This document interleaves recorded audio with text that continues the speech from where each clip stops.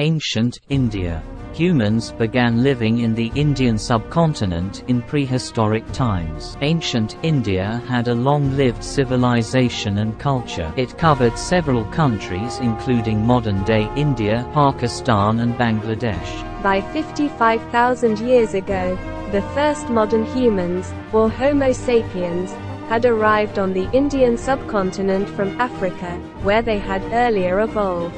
The earliest known modern human remains in South Asia date to about 30,000 years ago. After 6500 BCE, evidence for domestication of food crops and animals, construction of permanent structures, and storage of agricultural surplus appeared in Mehrgarh and other sites in Balochistan, Pakistan.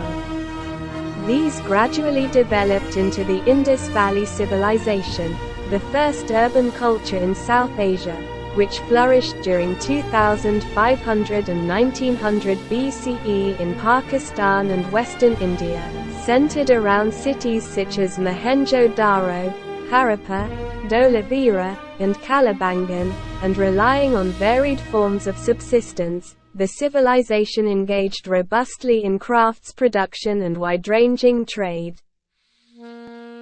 During the period 2500 BCE, many regions of the subcontinent transitioned from the Chalcolithic cultures to the Iron Age ones.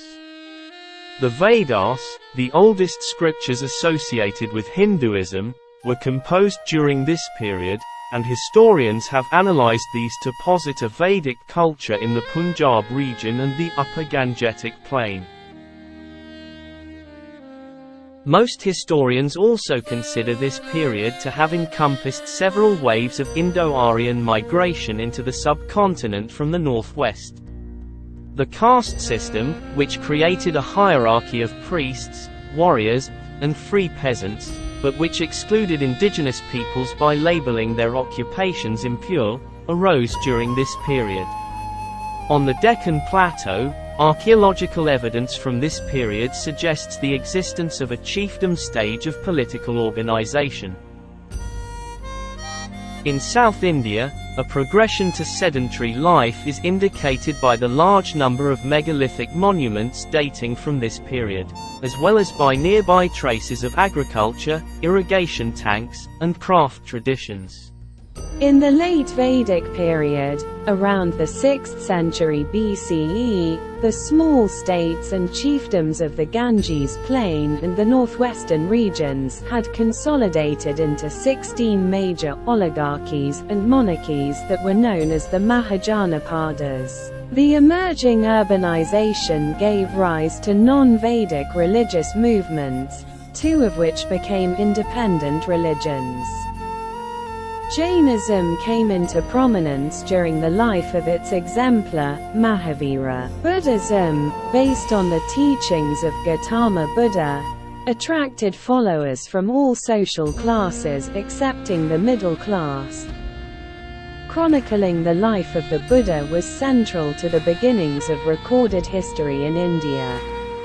In an age of increasing urban wealth, both religions held up renunciation as an ideal, and both established long-lasting monastic traditions.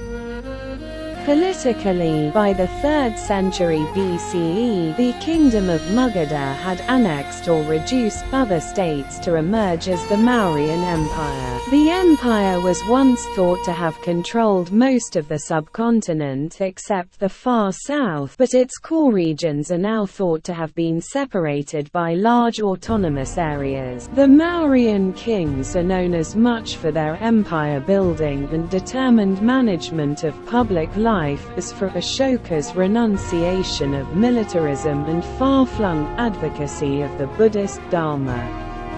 The Sangam literature of the Tamil language reveals that, between 200 BCE and 200 CE, the southern peninsula was ruled by the Cheras, the Cholas, and the Pandyas, dynasties that traded extensively with the Roman Empire and with West and Southeast Asia. In North India, Hinduism asserted patriarchal control within the family, leading to increased subordination of women.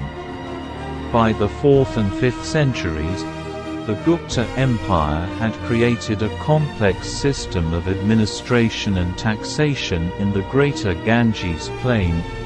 This system became a model for later Indian kingdoms.